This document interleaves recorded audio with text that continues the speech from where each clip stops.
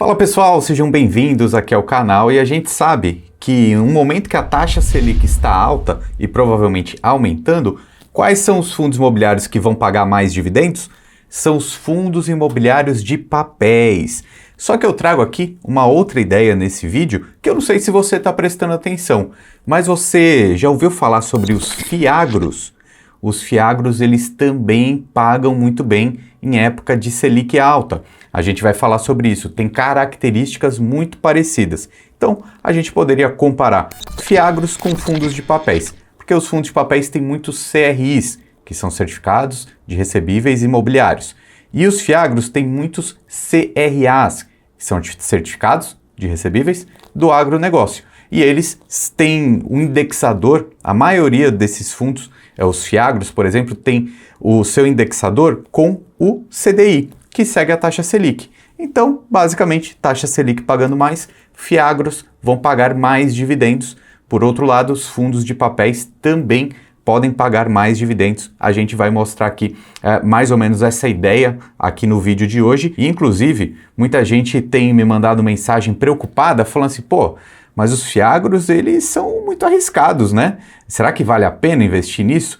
Porque teve muita notícia negativa por aí. Vamos dar uma olhada nesse ponto para conversar a respeito? Olha só, calote em títulos do agro ligam sinal de alerta nos fundos do setor. Então, esse pessoal aqui do Estadão até colocou aqui na matéria alguns fiagros que estão com inadimplência, que esse é o grande problema de um fundo de crédito, que o fiagro é um fundo de crédito, fundo imobiliário de papel também é um fundo de crédito. Quando eu digo crédito, o que é isso? É alguém que empresta dinheiro para alguém e esse alguém devolve o dinheiro com juros, né? Então, qual é o problema dessa operação? Um possível calote, uma possível inadimplência. Então, a gente vê que tem alguns fundos com problema, sim, né? Esse IAGR11 está muito problemático, né? 41% do fundo com calote é um péssimo investimento, né?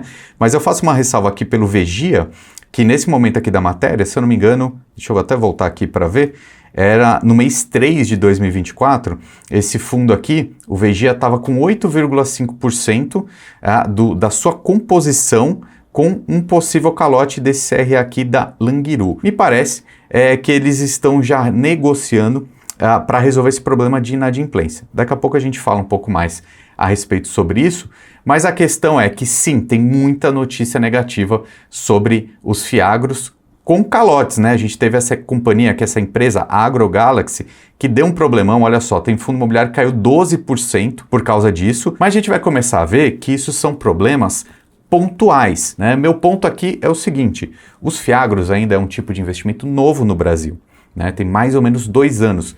Então eu acho que agora é o momento que a gente vai realmente conseguir separar o joio do trigo, né? Realmente ver quais são aqueles fundos que vão performar melhor. Por quê? Porque calote em fundo de crédito é normal. Por mais que seja horrível e a gente não gosta, a gente vai começar a entender que isso acontece. A questão é que, por exemplo, nos fundos imobiliários, por já serem uma indústria muito mais bem estabelecida, a própria gestão consegue mitigar os riscos escolhendo emissores melhores, mas também com a diversificação. O tamanho dos fundos ajuda muito, porque se você tiver problema, sei lá, em 1% da composição do seu fundo, é pouquinho, né? Agora, por exemplo, se você tiver um problema em 8% do seu fundo, 40% do seu fundo, aí ia ficar ruim, né? Então, o tamanho, ele ajuda nisso. Então, meu ponto é que eu acho que agora, depois de 2 anos da criação dos fiagros, a gente vai conseguir fazer boas análises. Simplesmente fechar o olho e falar, pô, segundo essas notícias aqui, os fundos imobiliários são uma porcaria. Não, calma. A gente tem outras notícias falando positivamente dos fundos. Por exemplo, ó, dividendos fiagros superam de fundos imobiliários e batem a Selic. Outra notícia aqui, ó, fiagros pagam até 20% em dividendos e 17% superam o CDI no ano de 2023. E a gente já viu que com essa tendência de alta da Selic, muito fundo imobiliário aqui já teve uma recuperação. E alguns pagam até CDI mais 4%, ou seja, não é nada mal. Eu vou falar aqui sobre algumas opções, tanto de fiagros quanto de fundos imobiliários, mas fica esse alerta aqui. A gente precisa sim entender o que está acontecendo, tem cenário positivo e tem cenário negativo nos fiagros. E eu vou até deixar uma dica bem legal aqui Porque nos próximos dias vai ter um evento aqui em São Paulo, que eu inclusive vou participar porque eu acho muito importante a gente estudar mais, né, o mercado novo. A gente precisa realmente entender o que está acontecendo com quem faz essa indústria acontecer. O que é esse evento? Vai ser lá na Bolsa de Valores aqui de São Paulo, na sede da B3, ou seja, a gente vai estar ali na fonte, conversando com gestores, fazendo network com eles. Eu vou participar. Vou até colocar aqui na tela para você ver. O nome desse evento é Fiagro Experience, vai ser no dia 29 de outubro, tá? Olha só, eu vou até mostrar algumas fotos, mas veja, a pré-venda, né, os ingressos para participar desse evento aqui vai ser dia 8 e 9, tá? Eu vou deixar esse link aqui na descrição para você participar e dar uma olhada aqui nas fotos, né? Realmente a sede da B3 é linda, né? Veja aqui, a gente tem espaço de palestra, tem espaço de networking para tomar café, enfim, para a gente poder conversar. Participe, tá? Eu vou estar lá, a gente pode até conversar pessoalmente, vou deixar o link na descrição porque a gente precisa entender a fundo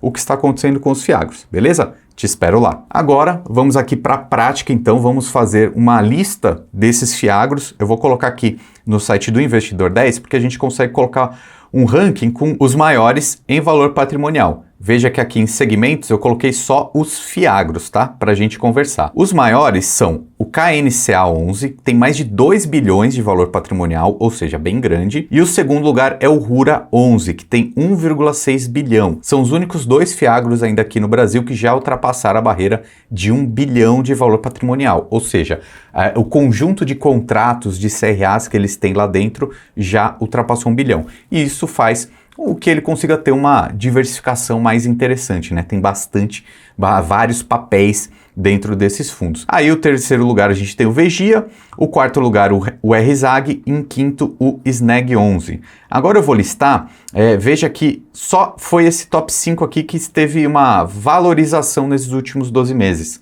Tá? Um cenário difícil para os fiagros nesse momento. Então veja, clicando do maior para o menor, a gente vai ver aqui que o Vegia teve uma rentabilidade de 10,68% em 12 meses, o SNEG 10,13%, isso já contando os dividendos, KNCA e o Rura 11 aqui são os que estão tendo a melhor performance. E veja que se eu listar aqui pelo PVP, o PVP é bem importante aqui para os fiagros também, tá? A gente vai ver que o KNCA está no seu valor justo, né? O PVP de 1, o SNEG um pouquinho abaixo, 0,99, o Rura 0,99 também e o Vegia 0,94. Então a gente está vendo aqui que eles estão num preço justo de compra, né? Isso pode ser interessante para a gente fazer as nossas análises. E agora eu vou pegar um comparativo desses últimos 2 anos, porque não adianta eu pegar 5 anos porque não existia, né? O começo dos fiagros foi aqui em 2021. Então eu vou pegar aqui 2 anos que a gente consegue fazer uma análise, e a primeira coisa que a gente percebe que é o fundo que teve o melhor desempenho nesse período foi o SNEG 11. Veja, 29,92%. Em segundo lugar ficou o KNCA 11, tá? Que está aqui, ó, 26,07%. O pior desempenho teria sido o Vegia, 21,84%, muito próximo do Rura. Mas o que eu quero que você veja aqui?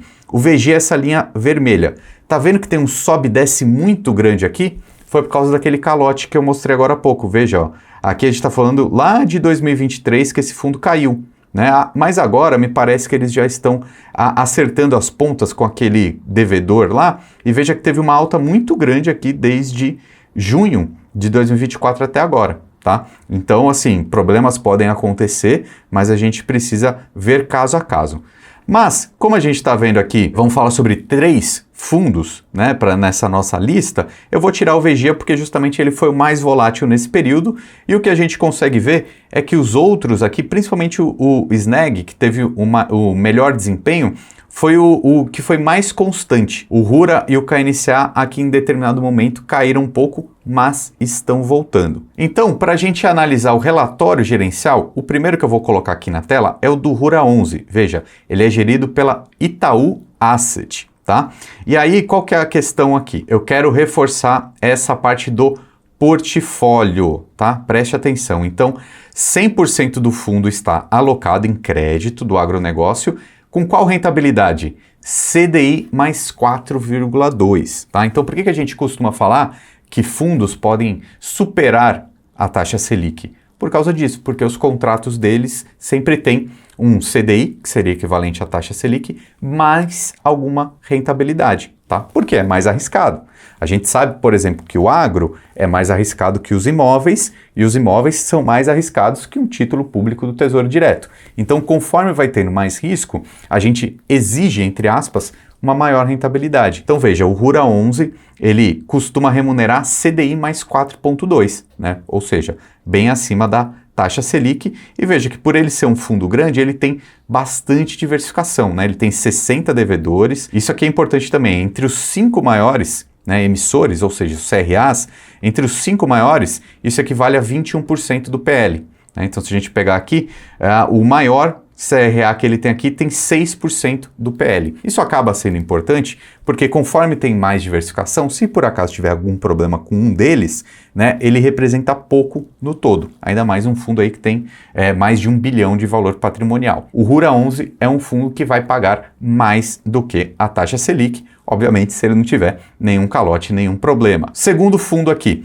o SNEG 11, perceba, ele já é um fundo que a gente mostrou, né, o resultado que ele teve nesse último tempo. Ele tem um patrimônio de 528 milhões de reais, ou seja, ele é abaixo de 1 milhão, mas ele tem performado muito bem ao longo dos últimos anos, e eu quero ir para a parte da composição. Veja, temos aqui as alocações, temos a exposição por ativo. Tá? Então a maioria está em CRA, vários tipos de garantias aqui no processo, os ratings internos que eles têm, e aqui está o que a gente mais se importa nesse momento.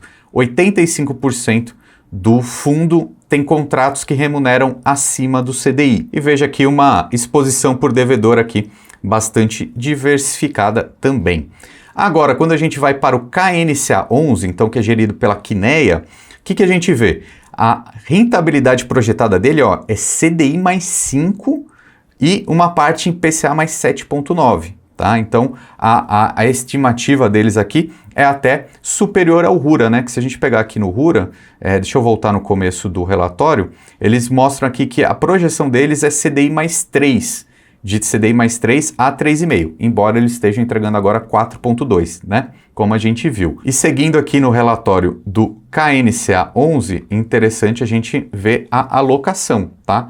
Quase 60% em CDI e quase 40% em IPCA. Então esse fundo aqui, ele é um pouco mais diversificado. Então vale a gente fazer essa ressalva aqui, né, que não são recomendações específicas de investimento, mas por eles serem os maiores e terem o melhor desempenho nos últimos anos, acho que vale a pena colocar nessa lista para estudo e para a sua avaliação de investimento, tá? Esses são os 3 fiagros aqui desse nosso vídeo. Agora indo para os fundos imobiliários de papéis. Quais são os 2 que mais têm contratos atrelados ao CDI? São esses 2 aqui que já estão na tela, ó. O KNCR 11 e o VGIR 11. Perceba pelo gráfico aqui de 5 anos que eles andam praticamente lado a lado. Por quê? Porque eles têm muita dependência do que acontece com a taxa Selic. Porque esses 2 fundos aqui, praticamente 100% dos contratos são atrelados à Selic, ou seja, CDI mais alguma coisa. Quando a gente entra no relatório gerencial do KNCR 11, o que a gente consegue perceber? A taxa de remuneração dele é CDI mais 2,43.